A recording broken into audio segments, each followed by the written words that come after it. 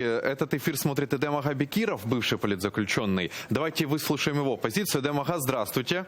Салям алейкум. Салям алейкум. Добрый вечер всем, кто находится в студии, гости, работники студии.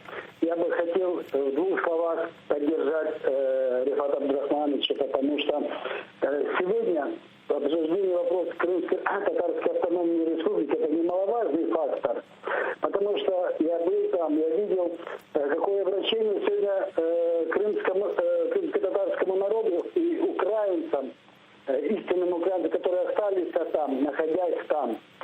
Мы сегодня решаем вопросы, как мы поступаем, не так, какие-то дебаты ведем непонятные.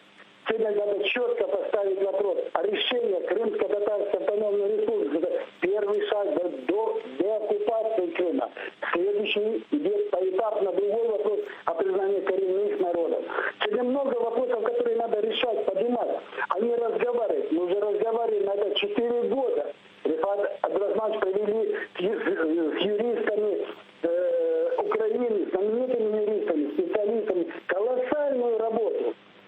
Каждый человек должен знать, что сегодня у него там, где бы он ни находился, есть родина. У крымских татар родина только Крым. Мы не можем сегодня находиться здесь, где бы это ни было. Мы должны знать, где бы мы ни находились, но у нас есть своя родина, своя автономия, и что мы можем в любую минуту вернуться в свою как гаранту своей родине. Поэтому я бы хотел, чтобы власти не говорили, как это было много лет назад. За 25 лет ничего не было принято по отношению к крымским татар. А конкретно создали и быстро решили этот вопрос, чтобы сегодня не было вот этих арестов, которые происходят в Крыму, которые сегодня наших ребят, наших украинцев садят в тюрьмы, дают по 20 лет срок ни за что.